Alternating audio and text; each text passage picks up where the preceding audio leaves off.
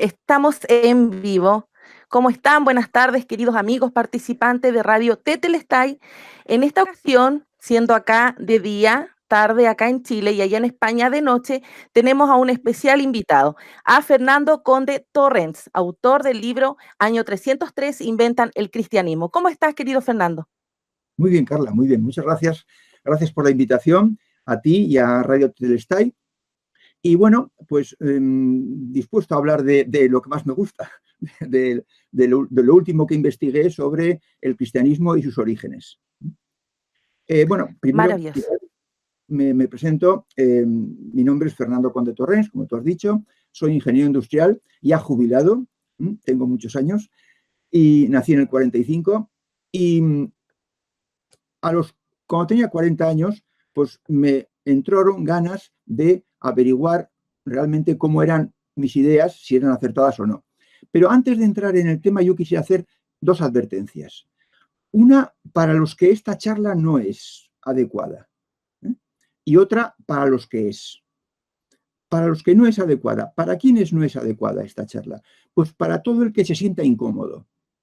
Todo el que cuando oye cosas sienta un disgusto interior, yo lo que le recomiendo es que deje la charla, que se vaya a otro lugar donde estén más a tono con sus ideas.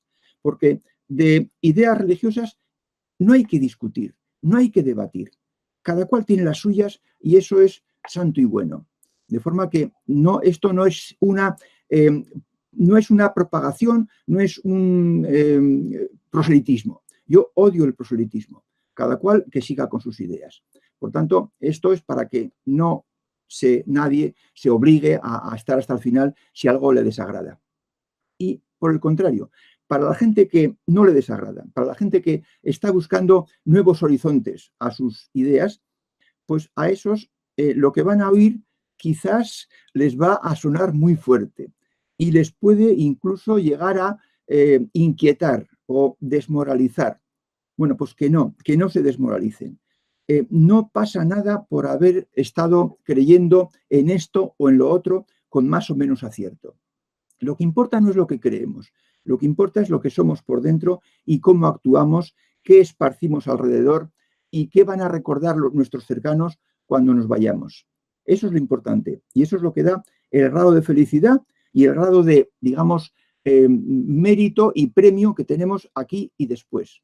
Por tanto, que no pasa nada, no pasa nada con lo que vamos a decir. Entonces, tu canal, Carla, Sí. y después de ver las cosas que hay allá colgadas, digo, Dios mío, esta charla puede levantar ampollas. Pero para que no se hiera nadie, no voy a quedarme callado. Esa fue mi idea al publicar el libro, al divulgar el libro. Decía que cuando tenía 39 años, hablé con alguien, un amigo, y me dijo, tú acabarás creyendo en la reencarnación. Y a mí esa frase me dejó impactado. Y cuando se fue mi amigo, yo dije, demonios, mi amigo cree en la reencarnación y yo no. Yo creo que pues cuando te mueres, pues arriba, abajo. Entonces, uno de los dos está equivocado. Yo, en un tema tan importante como este, no acepto estar con el 50% de probabilidades de acertar. Yo cuando me fui a declarar a mi novia, no eché una moneda al aire y digo, si sale cara me declaro y si sale cruz no me declaro. Entonces dije, yo quiero saber la verdad. Quiero saber lo que hay. Si yo creía que había Dios, pero quiero saber cómo es. ¿Qué hay después de la muerte? ¿Qué tenemos que hacer aquí? Es decir, las 4 preguntas de quién soy yo, qué hago aquí, de dónde vengo y a dónde voy. Yo eso no quiero creerlo, porque me lo han dicho mis padres y mis abuelos. Lo que quiero es saber lo que hay. Y al poco, a las 24 horas, me entró una como intuición interior de que al que quiere saber la verdad no se le oculta. Y entonces eso me dio tranquilidad. Y resulta que a los 2 o 3 días empezaron, y dije, voy a hacerme la idea de que estoy recién nacido. Voy a borrar todas mis ideas. Libro en blanco. Y en ese libro solo voy a escribir aquello que sepa que es verdad universal. Verdad para todos los humanos. yo no creo en nada. Solo aceptaré verdades universales. Y nada de verdades para aquí, para los españoles, o para los europeos, o para los occidentales. No, no. Fuera la geografía. Verdad universal para todo ser humano.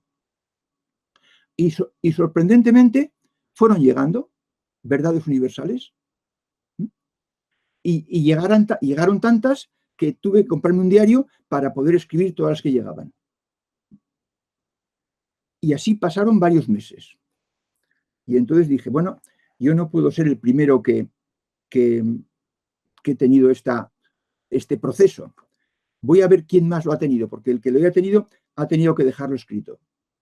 Y empecé a buscar las grandes lumbreras de Occidente. Y me encontré con Plotino. Y Plotino me llevó a Sócrates y a los presocráticos. Y me aficioné a lo que he llamado el conocimiento de los maestros griegos. Y estuve 7 años, del 85 al 91, estudiando a los maestros griegos y a los maestros de toda latitud. Por ejemplo, pues Maese Eckhart o Khalil Gibran o Tony de Melo. A los maestros muertos, también estudié alguno vivo. Y cuando estuve 7 años y ya me costaba encontrar maestros nuevos, entonces me dije, bueno, ¿por qué mi religión no cuenta esto? Siendo tan bueno como es, tan acertado, tan que capaz de satisfacer al ser humano del siglo XXI y de responder a todas sus pegas y preguntas, ¿por qué mi religión no cuenta esto? Y entonces, en el 92, empecé a estudiar mi religión, el cristianismo. Y estuve desde el 92 hasta el 2016, 24 años, investigando los orígenes del cristianismo. Tuve que aprender griego para poder leer los textos en el idioma original. Latín ya sabía, de mis tiempos de estudiante de 12, 13 y 14 años. Entonces, al investigar encontré cosas muy llamativas, muy impactantes y muy demoledoras. Lo que uno investiga y las pruebas que encuentra no es para creer. Una investigación no hay que creerla. Una investigación es para comprobarlo por uno mismo porque tienen que aportarse pruebas. Entonces, hablando de investigación, se acabó la fe. La fe no es necesaria. La fe es un instrumento totalmente innecesario. Y entonces, las conclusiones a las que llegué a mí me sirvieron y pensé que podían servir a muchas personas. No a todas, no a todas. Habrá gente que no quiera saber nada de esto y que le llame conspiranoico o New Age o cosas de estas. Y entonces dije, bueno, esto que era para mí, me parece que es conveniente ponerlo en forma de libro y divulgarlo, porque va a servir a todo el que esté buscando horizontes más plenos. Y por eso edité el libro. Y en buen lío me metí porque pues, llegaron críticas de todos los lados. Bueno, pues el resultado de la investigación es que, desgraciadamente, nuestra religión, el cristianismo, y aquí hablo de cristianismo, catolicismo, protestantismo y todos los ismos que hablan de Jesucristo. Pues nuestra religión es falsa. No obedece a hechos reales. Y es falsa porque la fundó un ignorante, un tal Lactancio, en el siglo IV, no antes. Yo estaba bien preparado para investigar los orígenes del cristianismo porque yo me había metido de lleno en el conocimiento con mayúsculas. Y el conocimiento de los griegos habla de que el humano es portador de una semilla de plenitud divina. Y esa idea de la semilla, que es la esencia del ser humano, lo más íntimo suyo, los griegos le llamaban lo hegemónico, lo predominante, lo más elevado. Bueno, pues de esa semilla era la doctrina, la base fundamental del conocimiento. Cómo desarrollar esa semilla. Y eso en el cristianismo pues no se dice. De forma que entonces, pues sabiendo lo que es conocimiento y sabiduría, por lo que había leído en 7 años, pues empecé a leer los textos del Nuevo Testamento y me di cuenta de que había trocitos de sabiduría, había trocitos de conocimiento, pero muy pocos. Yo diría que ni siquiera el 10%. Y además, cuando se leían en griego, eran conocimiento, pero cuando se traducían al castellano, dejaban de ser conocimiento y se vulgarizaban, se aplanaban mucho. De forma que pude darme cuenta de que había como si hubiera dos escritores. Uno que decía cosas de conocimiento y otro que decía barbaridades. Entonces, eso empezó a decirme que algo raro pasaba en el origen del cristianismo. De forma que después de los 24 años puedo decir con toda seguridad que no existió Jesucristo, no fue un personaje real, no existió en la historia, ni existió la Virgen María, ni San José, ni los apóstoles, ni San Pablo, ni hubo mártires, ni hubo persecuciones, ya que no había cristianos para perseguir. No hubo cristianos en el mundo, en Occidente, Italia, Francia, España, Britania, hasta el año 314. Y no hubo cristianos en Oriente, pues la actual Turquía, la parte de Asia que era Imperio Romano y Egipto, en toda esa zona no hubo cristianos hasta el año 325. Entonces, todo lo que tiene firma o forma de cristianismo antes del año 325 en Oriente y 314 en Occidente es obra de una falsificación. Es una falsificación hecha por dos personas. Una, Lactancio, que fue el hombre de la idea, el cabeza, el jefe, y otra, un amigo de Constantino que se llamaba Eusebio de Cesarea. Si quieres, interrúmpeme, para que no sea tan larga. Sí. Sí. Bueno, hay dos cosas que me quedan dando vuelta. Toda esta investigación parte a raíz del comentario de tu amigo respecto a la reencarnación. Ahí Sí. comienza tu duda. Ahí comenzó mi decir, demonios, no puedo tener la mitad de probabilidades de acertar en una cosa tan seria como el objetivo de mi vida. Sí. Claro. Y lo otro, la frase que dijiste que me gustó, al que quiera saber la verdad no se le oculta. Buenísimo. Eso me vino.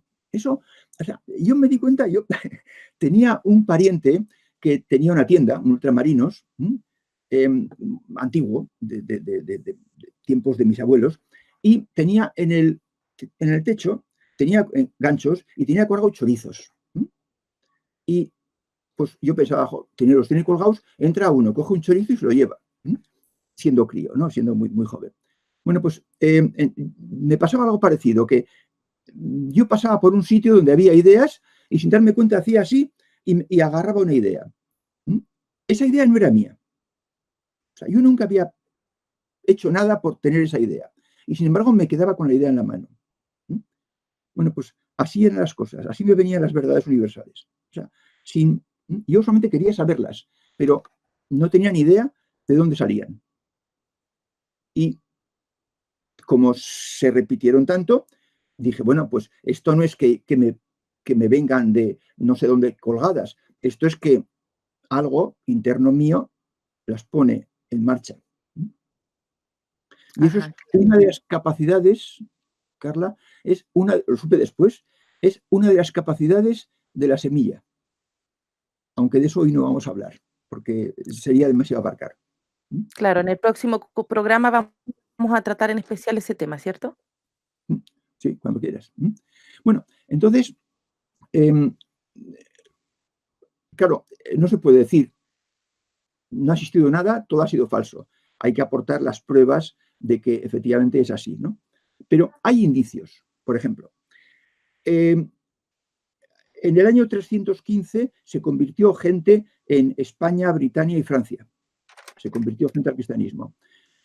Entonces, esa gente se moriría pues el año 350 o 360.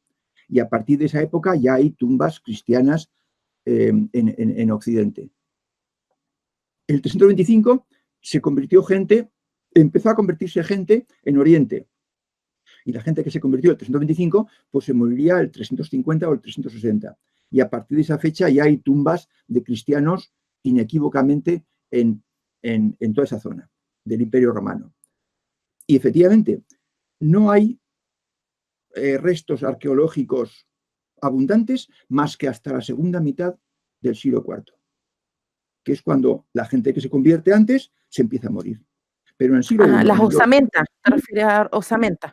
Sí, sepulturas, sepulturas cristianas, que digan, pues creía en Jesucristo y era cristiano y se murió.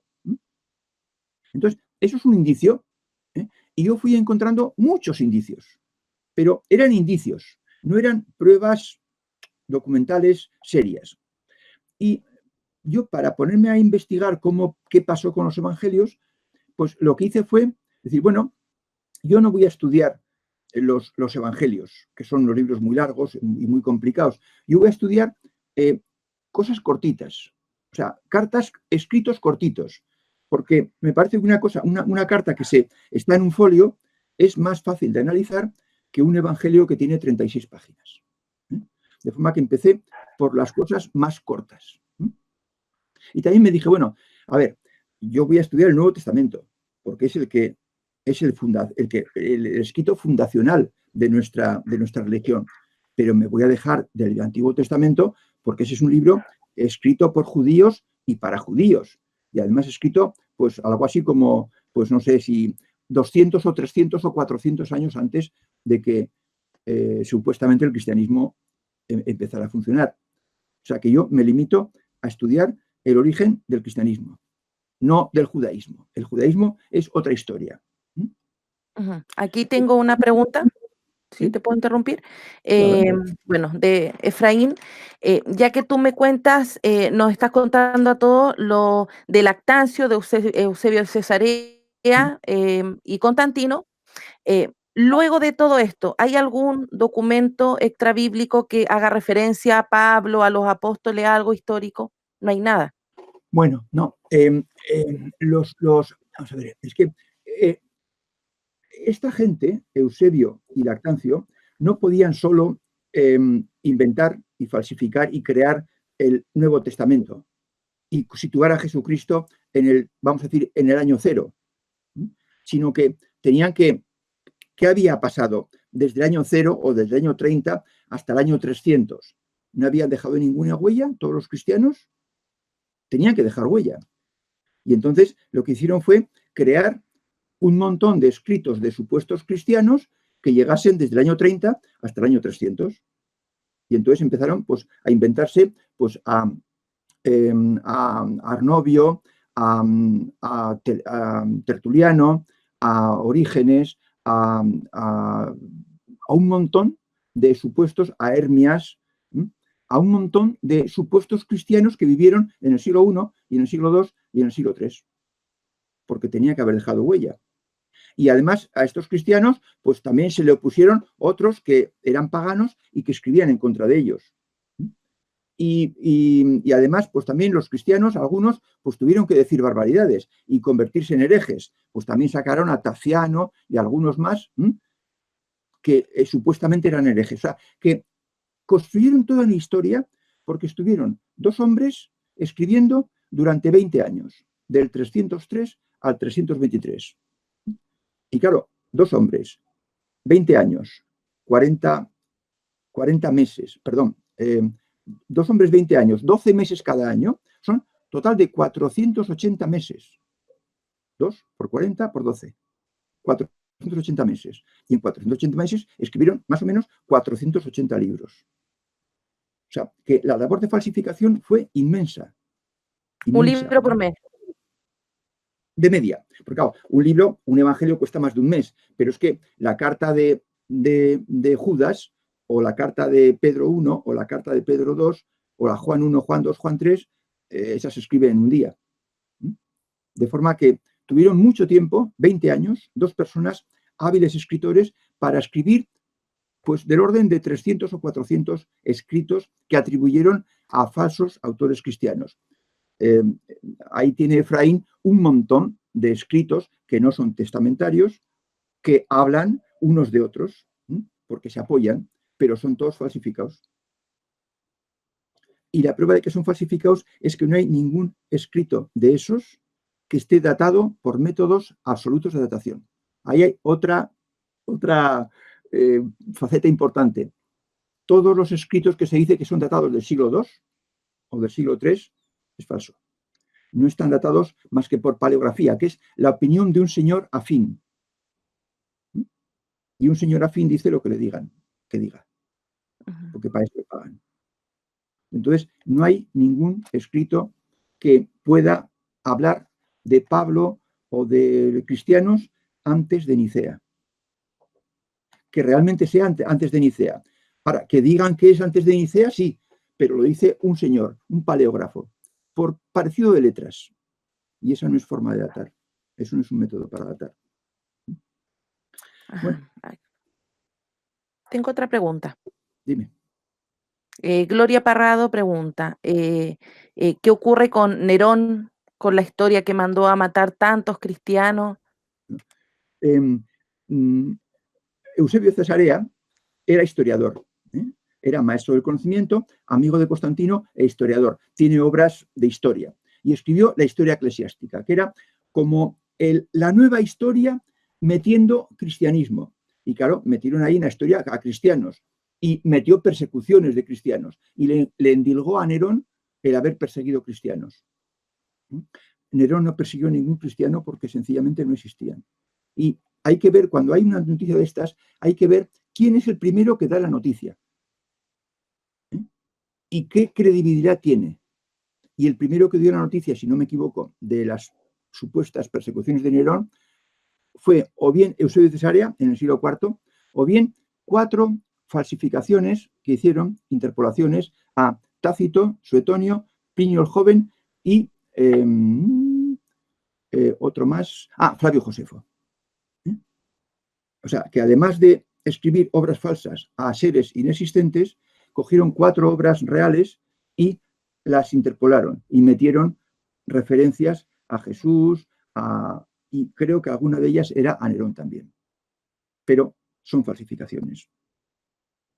Y se sabe porque no hay ningún texto datado como Dios manda, por métodos científicos, que no sea la opinión de un señor, que diga que son anteriores al año 320, por ejemplo.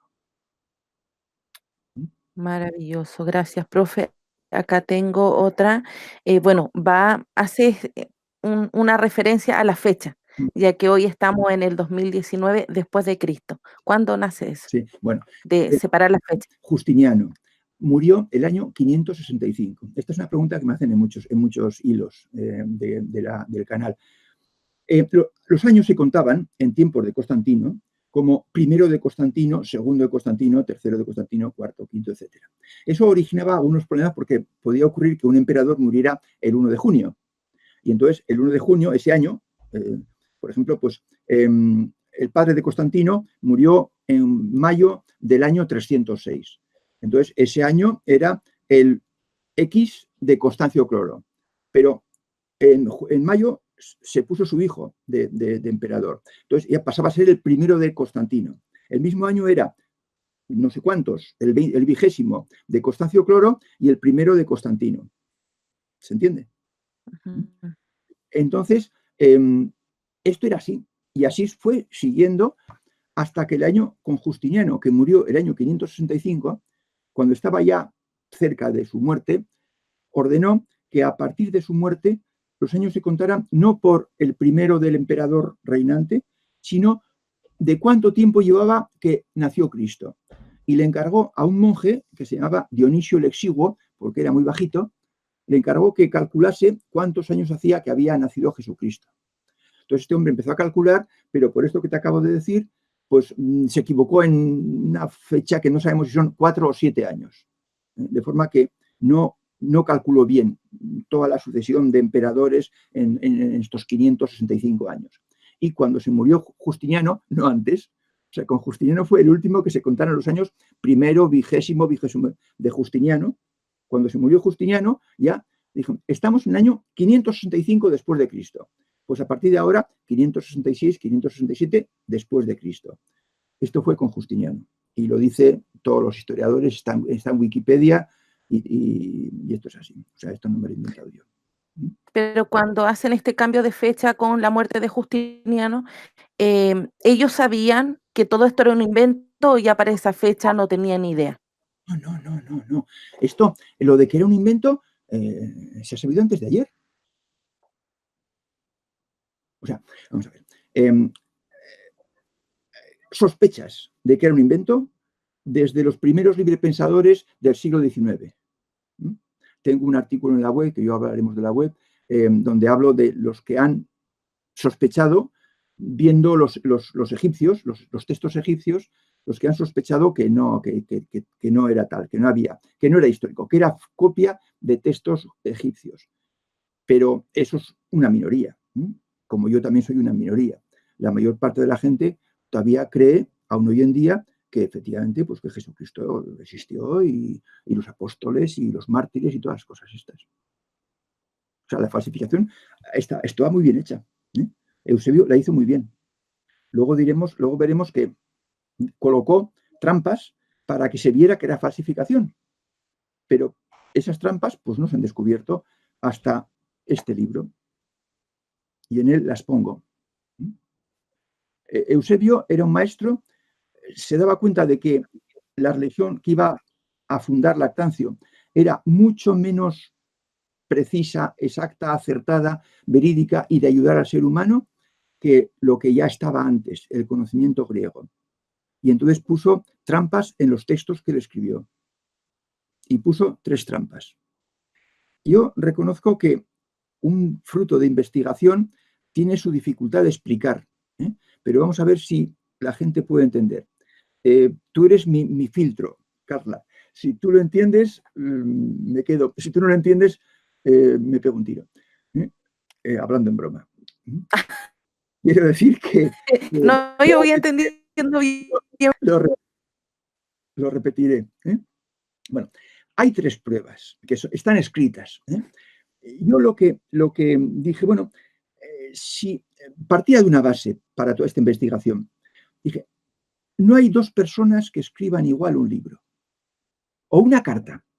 Si yo cojo a 10 personas y les digo, oye, escribí cada uno 10 cartas a vuestra madre pidiéndole un préstamo porque no tenéis dinero suficiente, a vuestro jefe para pedirle un permiso extra, a esta persona para decirle esto, otra. Escribid 10 cartas, cada una de un folio, y a mano. Bum, bum, bum, bum. Y escriben los 10 cartas, 100 cartas. Ahora revolverlas y ahora dármelas y dejarme unos días para analizar esas cartas.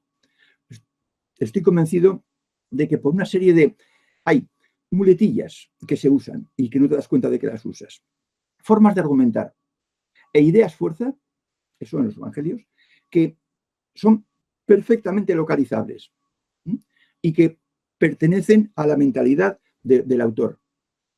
Y yo sabía que mentir por escrito o decir algo que no es así por escrito es una cosa muy peligrosa, porque ahí está el escrito. Entonces, las pruebas todas son los propios textos, los propios capítulos de los evangelios. O sea, que no hay ninguna cosa ajena. Y entonces, las pruebas son las 2 etapas de redacción con ideas opuestas. Acrósticos que dejó Eusebio en todo lo que él escribió para que se viera que todo era obra de la misma persona. Porque no sé si ¿te suena acróstico? Ajá. ¿Te suena? ¿Es? Con las letras en un verso de una estrofa se compone, pues, no sé cuánto Rojas Zorrilla es el autor. Y así se sabe que ese verso es de Rojas Zorrilla o de quien sea. Eso es un acróstico. Y luego está el tema de las estructuras, que es un tema un poco complicado de explicar. ¿Cómo se escribía en la antigüedad? Y entonces resulta que Lactancio escribía con unas estructuras muy complicadas y muy difíciles de hacer y escribió con la misma estructura para todos los autores que falsificó. Y eso era un fallo garrafal.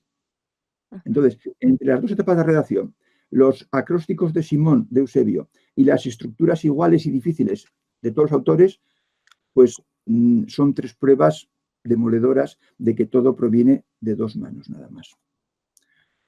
¿Te sientes con fuerzas de que entremos en las pruebas? O hay... Tengo una pregunta más. Eso, a ver. Sí, hay varias. Nos tienen el chat lleno, Fernando. Daniel Borda, mi ex amigo de Facebook, pregunta por el papiro de Ryland, el 52.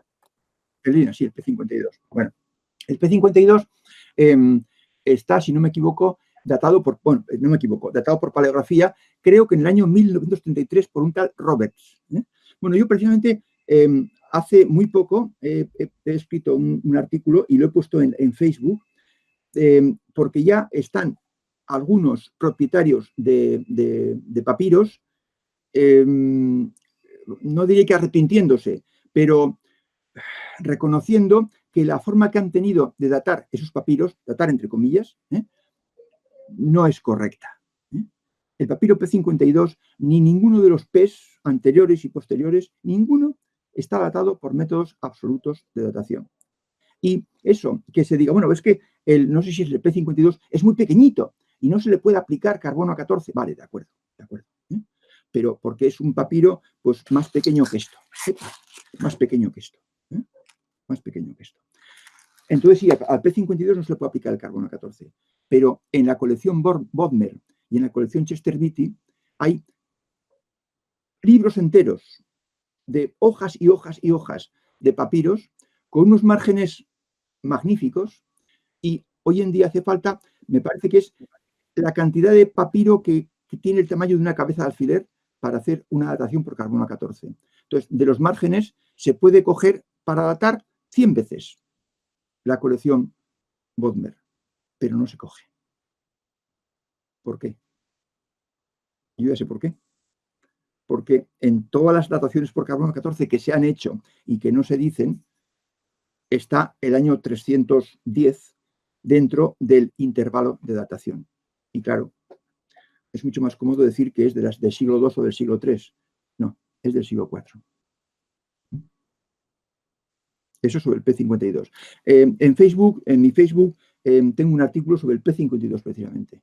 Muy reciente, con lo último que ha aparecido por ahí fuera. Está a tope. Ya lo estuve leyendo. Sí, hay un comentario tuyo en ese o un like. Ya lo he visto. Ya lo he visto. Sí. Mi like. No. Decía que la paleografía no era una ciencia exacta. No. La paleografía es una estafa. Así. O sea, la paleografía sirve para lo que servía en origen, para entender los procesos de redacción, cómo fueron cambiando con el tiempo y tal y cual. Sí, vale, estupendo. Igual que la diplomática. Pero de ahí a pretender datar un papiro, un documento, por el tipo de letra, es que eso blanquea todas las falsificaciones. Por ejemplo, la donación de Constantino está reconocido que fue una falsificación hecha por el Papa X en el siglo, pues no sé si era el siglo VII. Y la hicieron con letra, pero con letra del siglo VII. Pero era una falsificación y no la había hecho en el siglo IV. Y en el siglo XIV se reconoció que era una falsificación.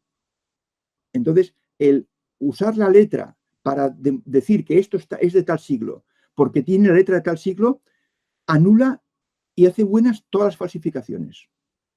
¿Se entiende? Sí. Okay. Porque si yo tengo escritos del siglo XIX, si yo del 1800, si yo hago un escrito ahora con letra del 1800, ese escrito es del 1800. No, es del siglo XXI. Yo puedo imitar la letra. Y los escribas antiguamente eran auténticos profesionales que podían perfectamente y sabían imitar letras de siglos anteriores. Y cuando se hizo una falsificación, ¿con qué letra se escribiría? ¿Con la letra del siglo IV o un libro que era del siglo II con la letra del siglo II? Me parece que la respuesta es obvia. Ajá, claro que sí. Con letra del siglo II. Por eso la paleografía no puede pretender datar. Es un timo. Simplemente. Es un timo. Fernandito, una pregunta. ¿Hay hoy en día más personas que hayan estudiado esto y que también lo respalden o que hayan llegado a las mismas conclusiones? Bueno, vamos a ver. Investigadores independientes, que no tengan nada que ver con el aparato oficial, que estén investigando la historicidad de Jesucristo, ya digo, desde el siglo XIX con los primeros librepensadores ingleses. Y hoy en día hay bastantes, pues no sé, pueden ser 10. En Estados Unidos, en Italia, en España hay otro, el doctor Yogari Puyol y yo. Cada cual empleamos un método distinto. Y hay un grupo de estos que les llaman los mitistas, que es lo que han llegado a la conclusión de que Jesucristo es un mito porque cumple con todas las condiciones de los mitos de Hércules, Dionisos, Demeter, Mitra, etc. Y por tanto, pues es otro mito más. Eso es un tipo de prueba. Yo he ido, en cambio, por el análisis de los textos de los evangelios en griego. Y ahí he encontrado pruebas documentales que me gustaría poder exponer alguna a ver si se entiende. Ajá, démosle compartir pantalla, ¿te parece? Sí, vale. Bueno, antes quiero decir que las pruebas son 3. La primera es 2 etapas de redacción. Es decir, que no está escrito el texto por un autor, como se dice, por Santiago, sino que hay 2 autores distintos con ideas opuestas. Vamos a ver entonces la carta de Santiago, que es un ejemplo de lo más sencillito para poder ver esto. Entonces, la carta de Santiago, los primeros 25 versículos,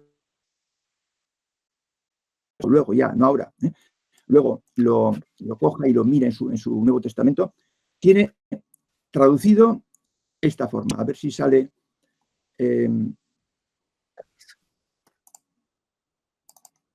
Ahora. ¿Se ve? Veremos. Pues ahora. Lo que pasa es que hemos estado mucho tiempo sin darle al Word y ahora pues va. Ahora parece que sale. Ahora sale. Recuerda agrandar la letra, que no veía nada de nada. Sí. No, esta se ve bien. Bueno, esta es lo que yo digo que es la primera redacción de la primera etapa de redacción de la Carta de Santiago. ¿Se ve la letra, Carla? Sí. ¿Se ve bien? Bueno, un poquito más grande. Un poquito más grande, vale.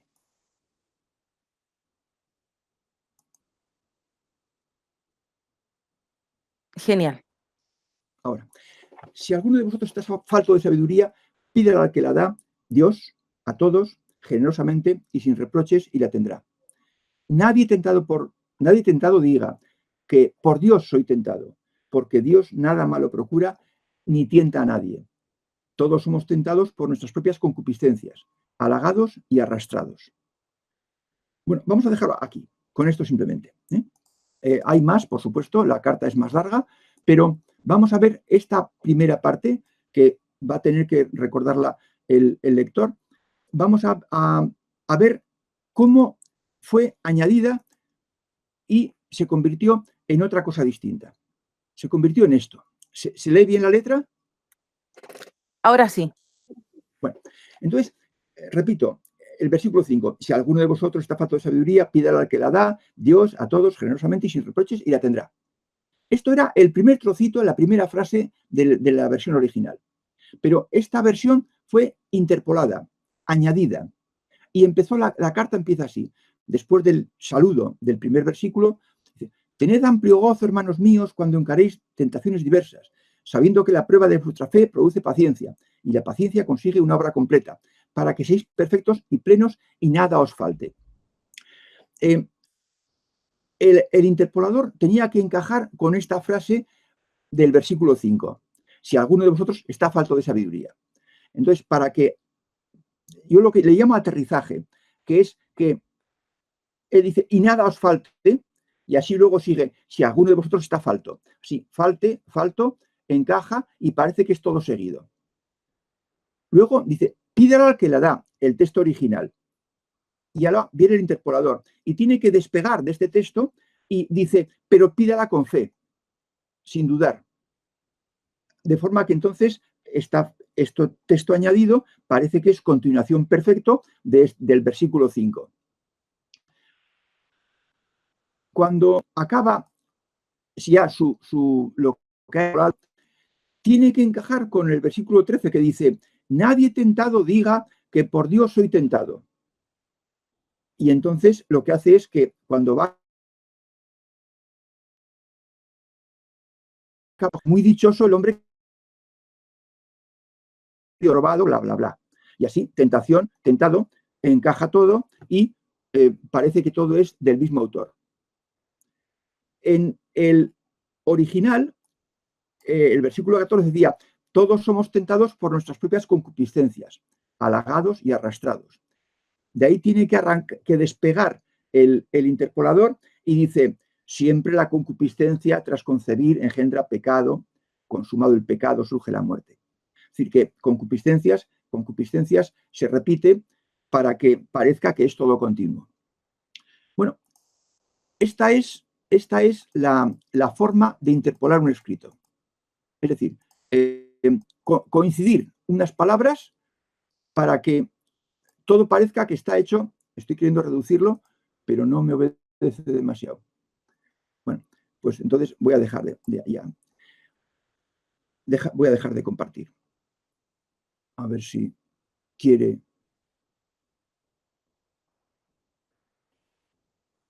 Dejar de compartir. Bien, entonces se entiende cómo hay dos autores distintos con mentalidades distintas con lo que he explicado o no se entiende del todo. Sí, claro, claro que sí. Bueno, la gente sigue preguntando, pero la explicación va súper bien. Sí, vamos a hacer a las preguntas. El tema del Nuevo Testamento, de los evangelios específicamente, les llama la atención por ser, si inventan un Nuevo Testamento, ¿cómo es posible que se inventaran 4 evangelios y entre ellos como contradicciones que muchas veces se ha visto, también esas contradicciones fueron parte de este invento? Bueno, sí, porque Eusebio de Cesarea era historiador y además era una persona cultísima y era posiblemente la persona más erudita de su tiempo. Era amigo de Constantino, por eso Constantino lo llamó. Bueno, pues él sabía perfectamente que los historiadores no se ponían de acuerdo a la hora de enjuiciar una misma etapa histórica. Porque los historiadores, los escritores de entonces y los que podían editar sus libros, prácticamente se creían, bueno, pues el don Dios, por tener capacidad para escribir y además para editar libros.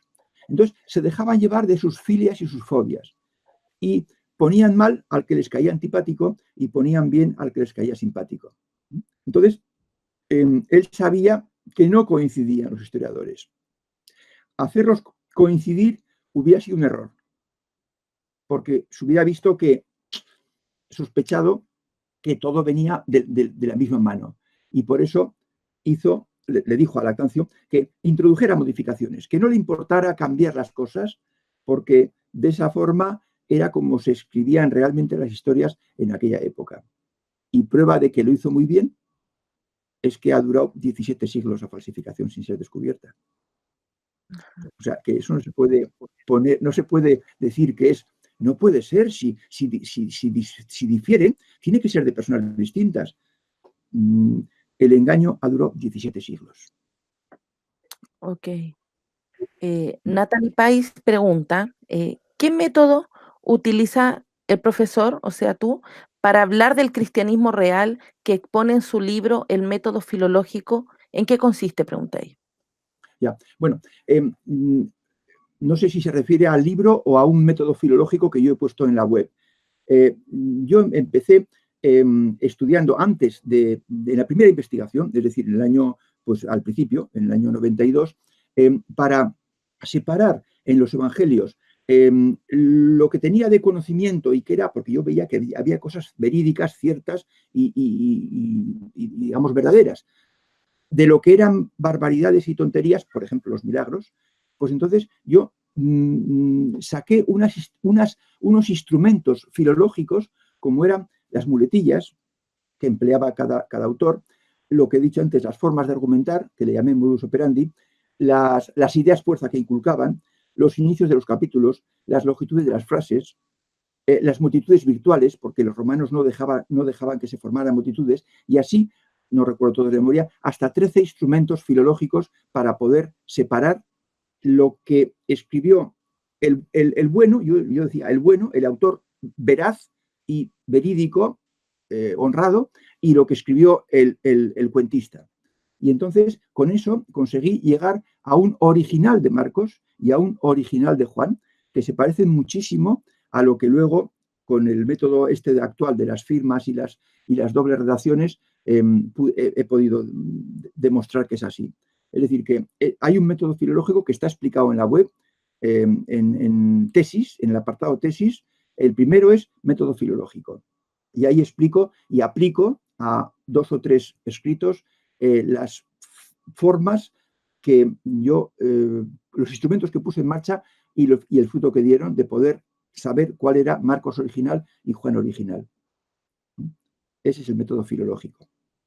Eso es lo que he llamado yo método filológico. Atención, yo no soy filólogo, yo soy ingeniero, pero claro, con sentido común y con ganas de saber realmente lo que pasó, se pueden averiguar bastantes cosas. Si sabes griego. Saber griego es imprescindible. Y como muchos investigadores no lo saben, pues entonces no han podido llegar a donde he llegado yo. Otra pregunta, Fernando.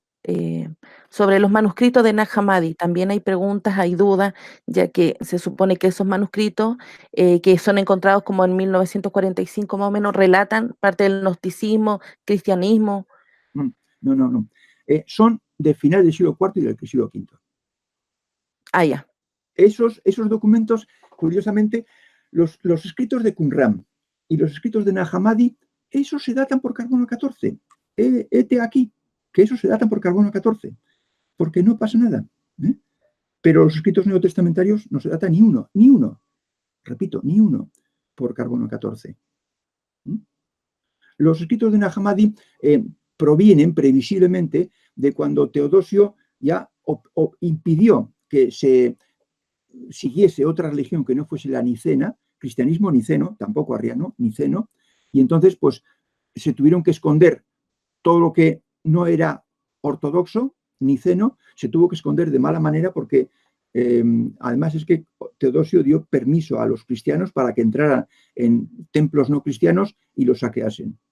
Y entonces pues se escondieron y son del finales del año 400 en adelante, que es ya siglo V, o 380, o 400 o 420. Esto es muy posterior a Nicea 325 y a la falsificación.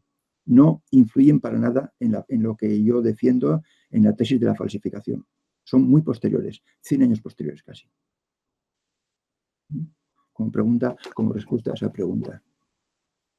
Sí, buenísimo. Y no sé si quieres seguir con esas imágenes que mostraba de los acrósticos. Vamos a hablar de la segunda prueba. La segunda prueba es que es más contundente. Eusebio estaba en contra de lo que estaba haciendo. Y entonces lo que hizo fue decir, bueno, pues yo voy a dejar unos mensajes ocultos para que se demuestre que todo esto es falso. Vamos a ver si acierto a la primera con... sí, efectivamente. Perdón, el compartir pantalla, que si no, no se ve. Compartir pantalla.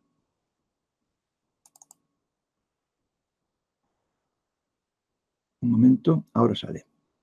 Vale. Vamos a ver el tema de acrósticos. ¿Sabe lo que ocurre, Carla? Que como estoy mucho tiempo sin darle a esto, pues luego se pone muy lento para empezar.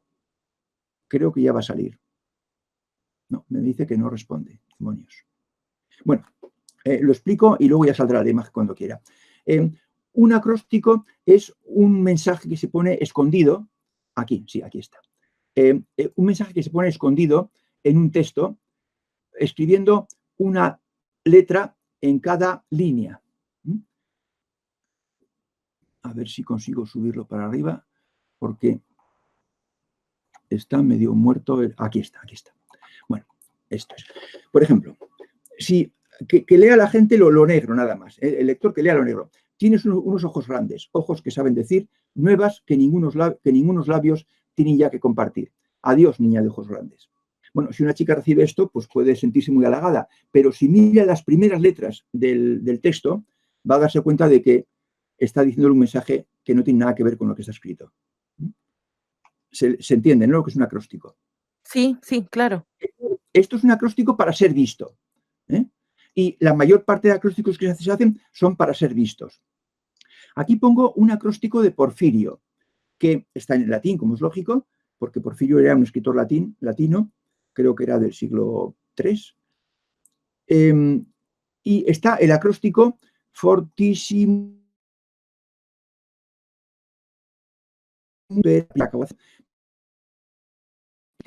Clementissimus,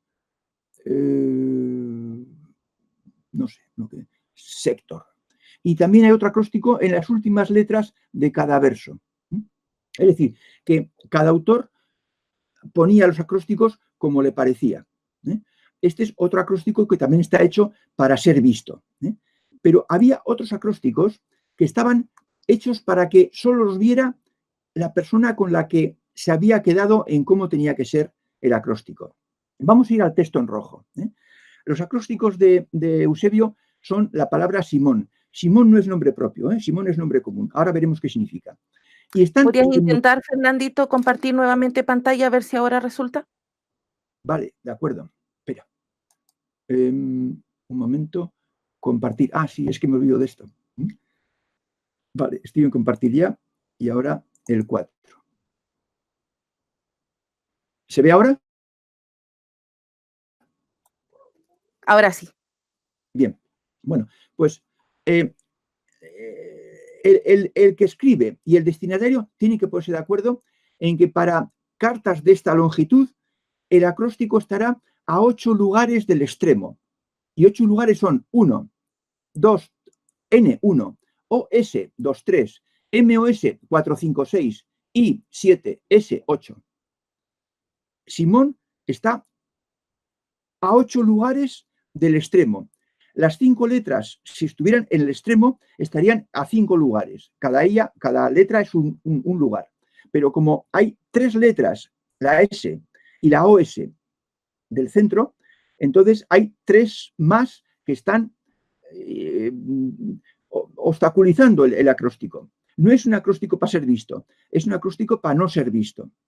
¿Se entiende? ¿Se ve que Simón está a 8 lugares del extremo? ¿Carla?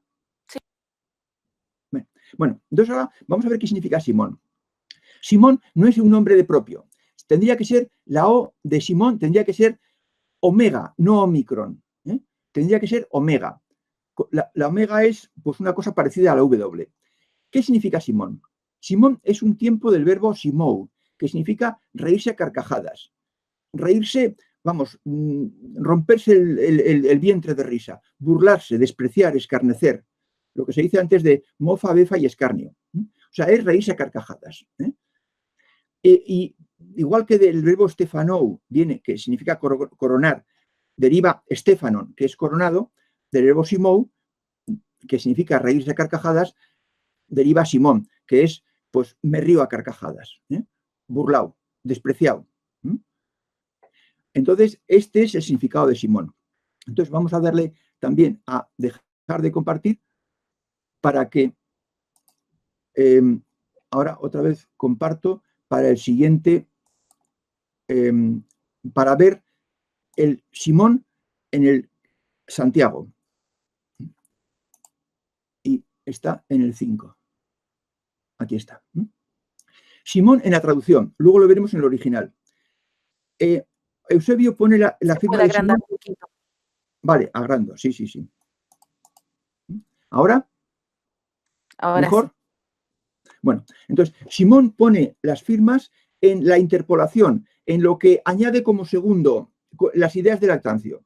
Y ahí pone la S en el párrafo 19. Escuchad, la S. Ahí hay ya 2. ES, 2 letras. Luego, la I se salta la parte negra y la I la pone en el siguiente párrafo hacia arriba de también interpolación, en rojo. Siempre, la I. Esto es una traducción, lo que importa es el original. Aquí serían 2 y 2, 4 letras. La M, muy dichoso, 1, 4 y 1, 5. La O, opuestamente, y 1, 6. Y ya está. O sea, la S, 2. La I, 2 y 2, 4. Y 1, 5. y una 6, y un hombre, 2, 8. En la traducción, esto es una firma de Simón, pero no importa la traducción, lo que importa es el original. Entonces, vamos a ver el original. En el original está aquí. Lo alargo, lo agrando un poco. ¿Se ve así ya? ¿Se ve bien así? Un poquito más grande. Un poquito más grande, vale. Ahora, bueno, esto es el griego, el texto en griego. Y entonces está iste, que son en segundo lugar, la S en segundo lugar, 2 puestos, la I en segundo lugar, otros 2 puestos, ya llevamos 4, la M en primer lugar, 1, 5, la O en primer lugar, 5 y 1, 6, y la aner, que significa hombre, en segundo lugar, 6 y 2, 8. De forma que también aquí Simón, en griego, está a 8 lugares del extremo del texto. Los acrósticos, estos son los acrósticos más sencillos, que son lineales, o sea, van en línea. Hay otros acrósticos que son más complicados, que van en bucle, en círculo, pero de esos yo no quiero hablar. Eusebio firmó con Simón, es decir, de risa, falso, firmó el Evangelio de Marcos, todo el Evangelio de Marcos, capítulo a capítulo, el de Juan, que también capítulo a capítulo, la carta de Santiago, como acabamos de ver, las 3 cartas de Juan, el sermón de la montaña de Mateo, porque cuando se murió Lactancio, añadió el sermón de la montaña y le puso firmas de Simón en todos los capítulos pequeñitos del sermón de la montaña, capítulos de Lucas aislados, la Didaje, que es un escrito cristiano de los primeros tiempos, las cartas de Ignacio de Antioquía, que son 7, todas ellas con firma de Simón, y la interpolación del Flavio Josefo y la interpolación de Plinio el Joven. Estas 8 obras llevan las firmas de Simón, todas a distancia de 8. Yo en el libro muestro 14 pasajes del Evangelio con firmas de Simón y doy acceso a otros 17 enlaces con firmas de Simón en pasajes de los textos evangélicos. O sea, hay 31 firmas de Simón encontradas. Se pueden encontrar más. Esta es la prueba más... Estas firmas no pueden pertenecer al azar, no pueden ser formadas por azar, porque además no coloca cualquier número de letras cuando coloca muchas letras, sino que coloca, por ejemplo, 4 S, 4 Is, 4 Ms, 4 Os y 4 Ns. O coloca tantas Ns como letras hay en todas las demás. No sé si con esto Sí. Bueno, A medida que usted va hablando surgen más preguntas. Vale, ¿Quieren saber por la fuente Q? Sí, bueno. Yo de la fuente Q me encontré con ella en el primer libro, porque este es el tercero. Yo escribí antes 2. En el grupo de Jerusalén hablo de la fuente Q. La fuente Q no existe. La fuente Q es una entelequia, es una hipótesis. Es una hipótesis. La fuente Q ayuda a la falsificación, es decir, tuvo que haber algo que era Marcos, que no tuviera a Juan, que no tuviera a Mateo y que no sé qué y no sé cuántos. Todo se escribió en el siglo IV por parte de 2 personas y no hay ninguna fuente Q escrita que le sirviera a Mateo y a Lucas para coger cosas que no encontró en Marcos. Me explico. Es documentación, pasajes que se llevó Lactancio de Egipto y que las metió donde él quiso. La historia es que Marcos lo escribió Eusebio I y escribió un evangelio, vamos a decir así, muy cortito, muy resumido. Luego Lactancio cogió ese texto y basándose en él escribió Mateo, añadiéndole cosas, y Lucas añadiéndole otras cosas. Bueno, ese fue el proceso de escribirse. Entonces, ahora inventarse de que no, es que habría algo que cogió Lucas que no tenía Marcos, no, cogió lo que Lactancio se llevó de Egipto y no metió en Marcos Eusebio. No existe la fuente Q. Yo ese tema lo aclaré ya en el primer libro que escribí, en el grupo de Jerusalén. Más preguntas. Bueno, hasta ahora como que están digiriendo, Sí, porque claro, lógico. Bueno, de repente desaparecieron las preguntas, no hay más. ¿no hay más preguntas? No, porque ya todas las dudas que han tenido se han ido aclarando con las respuestas que has dado. Vale. Bueno, acá Noemí González escribe que si nace el cristianismo de una invención, ¿cómo fue que en ese entonces no se levantaron voces para refutar a Eusebio de Cesarea? Uf. Ni siquiera Eusebio tuvo voz, fue capaz de levantar la voz, y siendo amigo como era de Constantino, para parar la falsificación. Ni siquiera Eusebio. Constantino era una persona, en el libro se pone bastante bien, que no admitía la menor negativa. ¿Mm? O sea, ordenó matar a su sobrino, que tenía 11 años, que se llamaba Licinio. Ordenó matar a su cuñado, ¿eh? Que le había casado con su hermana. Ordenó matar a su hijo, Crispo, el mayor, que le había ayudado a vencer a Licinio. Y ordenó matar a su mujer, Fausta. O sea, era, bueno, creo que mató tanta gente como Herodes. Herodes también mató a 3 hijos y a su mujer Mariam, o Miriam. ¿Eh? Constantino era un déspota, hablando mal y pronto. Y no cabía llevarle la contraria ni por asomos. Y Teodosio, que fue después el siguiente emperador que ya la acabó de coronar, dejó ordenado que solo se podía ser cristiano niceno. Y el que no fuera cristiano niceno no podía legar sus bienes a sus hijos. Entonces, claro, todo el mundo se hizo cristiano. Porque si no, mis bienes se los quedaba el emperador. Y mis hijos se quedaban en la pobreza. Con esos medios se implantó el cristianismo en el siglo IV y en el siglo V. Siendo No, presión de esa manera, fuerte. o sea, una persona absoluta. O sea, Eusebio, si llega a descubrirse lo que hizo, automáticamente pierde la cabeza en el sentido literal del término. Constantino no se dejaba contrariar. Por mucho menos, otros la perdieron. No se podía. Y bueno, y en España ha estado la Inquisición hasta 1834. O sea, que no ha habido ninguna posibilidad de discrepar.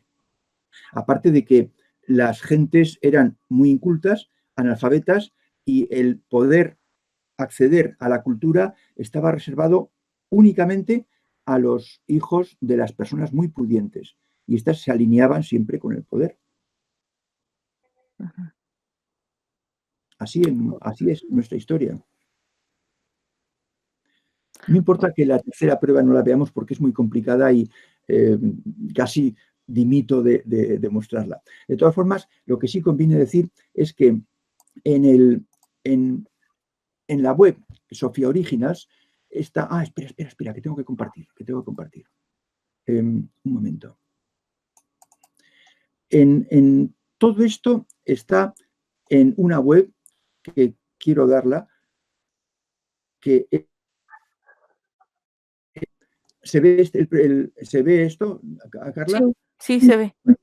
Entonces, aquí hay como 5 colecciones o 7 colecciones de enlaces para enterarse de estas cosas, para que se pueda ir digiriendo poco a poco un tema efectivamente tan fuerte. Ya he dicho al principio que iba a ser un tema con impacto.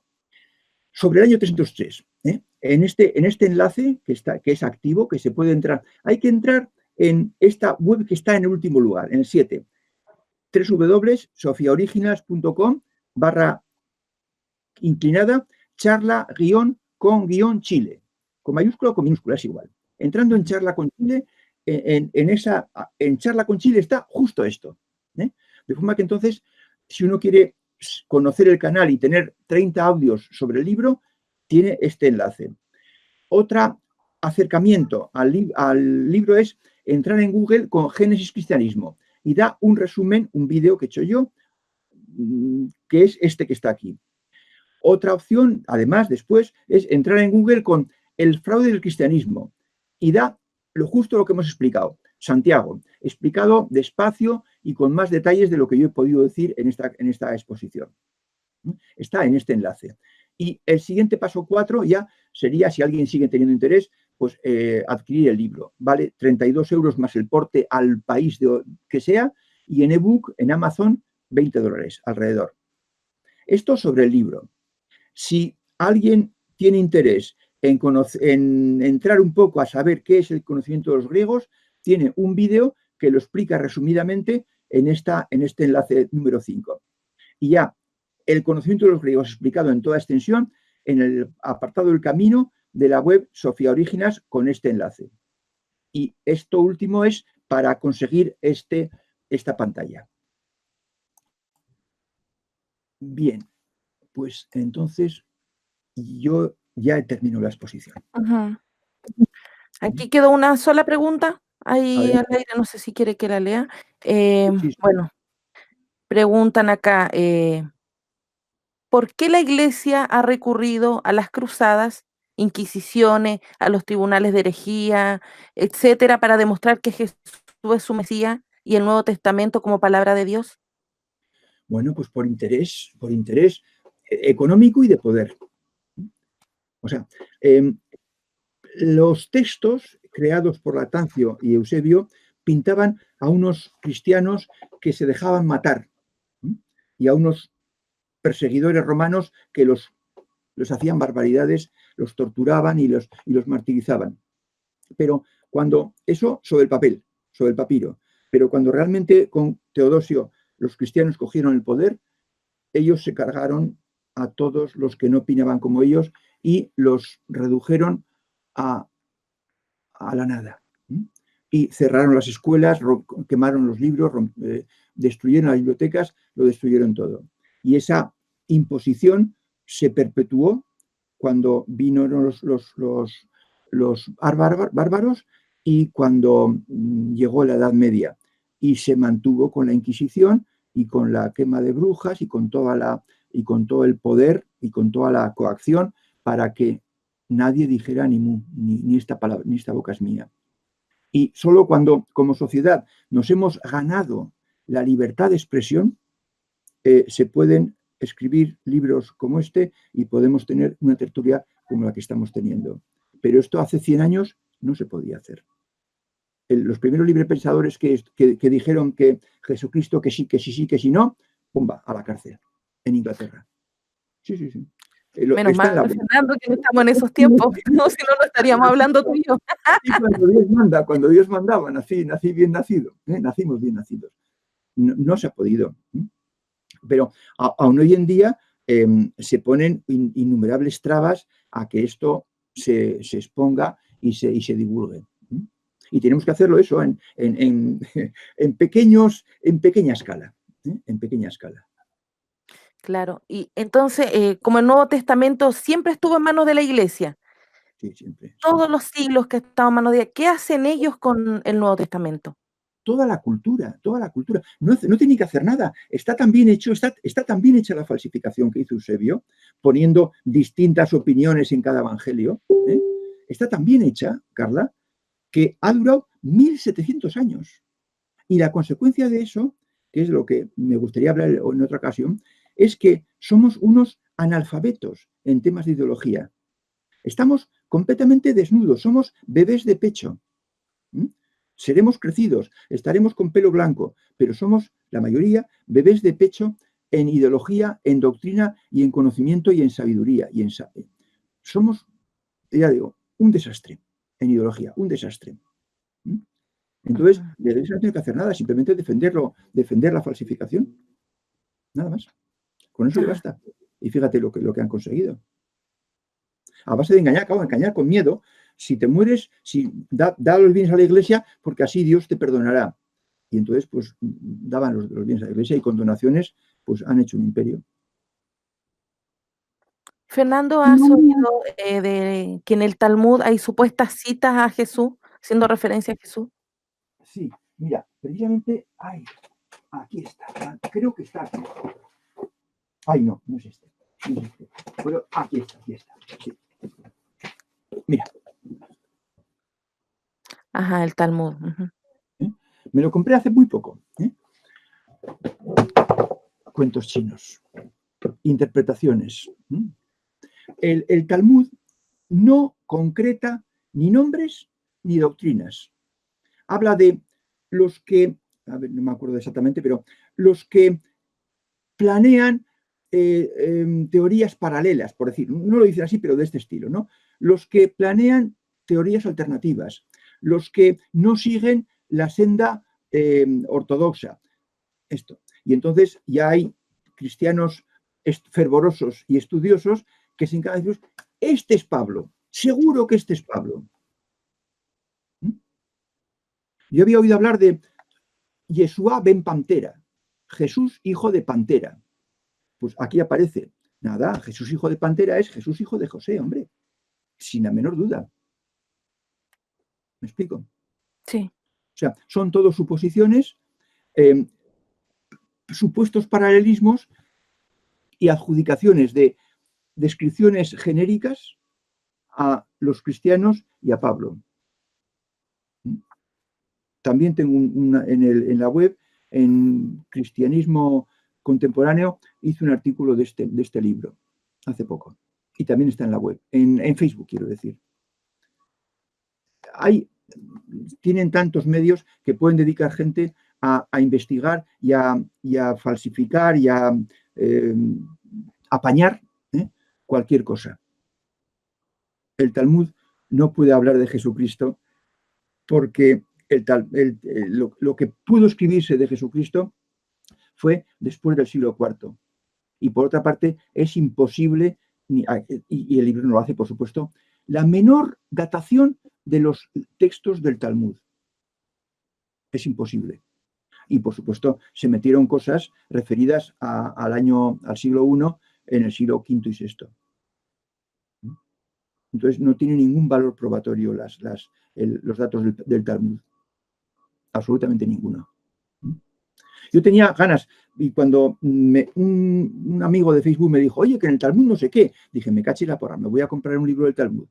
Y miré ¿Cómo fue eso? encontré y dije, pues venga, para casa. En 2 días lo tenía leído. Yo cuando una cosa pone en peligro mi tesis, me documento, me entero, cojo, leo y lo analizo. Pero los historiadores que niegan mi tesis es que no se atreven a leer el libro. Y además dicen que no merece la pena leerlo, porque es una tontería. Eso es una mentalidad anticientífica hasta más no poder. En realidad es una mentalidad medieval, inquisitorial. No nos gusta y no existe. Bueno, pues vale. Bueno, ha sido bien enriquecedor este No te momento oigo, contigo, no Fernando. te oigo. No te oigo. Y ¿me escuchas ahora? No te oigo. ¿Todavía no? ¿Ahora? Ahora sí. Ah, ya. Es que apago el micrófono para poder escucharte, después cuando lo enciendo no funciona el tiro. Bueno, agradecerte, Fernando, por este momento, esta tarde que nos has dado, la noche allá en España, y ha sido enriquecedor. Ahora nos corresponde indagar, leer, analizar poco a poco. Tú nos has entregado los enlaces, yo voy a compartir en el grupo de WhatsApp que tengo, en el muro, los muros de mis amigos, Efraín, Edgar, Saraí, Natal y todo ello, para que la gente pueda leer, pueda informarse, pueda analizar y no de primer momento molesto porque su fe ha sido tocada, decir no, este señor está loco, no quiero saber nada. Que tengan la oportunidad de poder leer. Bueno, yo cuando quieras, estoy a tu disposición. Y Fernandito, la próxima vez que No te nos oigo casi. reunamos, ¿de qué No vamos te a oigo hablar? casi. Para que la gente No te sepa. oigo casi. No te oigo. ¿Ahora me escuchas? No sé qué ¿Me pasa. escuchas? ¿Ahora me escuchas? Venga, sí, ahora sí. Te preguntaba que la próxima vez que nos reunamos tú y yo en Radio Tetelestai, les cuentes un poquito a los espectadores, a los oyentes, de qué es lo que nos vas a tratar. Vale. Ya quedaremos de acuerdo tú y yo por Sí, mail, por Messenger o por correo electrónico. ajá, pero una introducción breve de acerca de ese conocimiento que nos quieres Sí, comentar. sí. Sí. Se puede hacer una introducción muy breve. De todas formas, tiene una introducción en el punto, me parece que es el punto quinto o sexto del charla con Chile. Ahí hay una introducción de media hora, para que lo puedan ver. Es un vídeo hecho por mí, que está en la caja de Pandora. En la caja de Pandora. Ok. Ya, Fernandito, entonces ahora nos despedimos de los Eso. oyentes y tú y yo seguimos, no te vayas todavía, ¿ya? Así que le Vale. agradecemos a todos sintonizar el día de hoy Radio Tetelestai y que pasen buena tarde. Y a vosotros.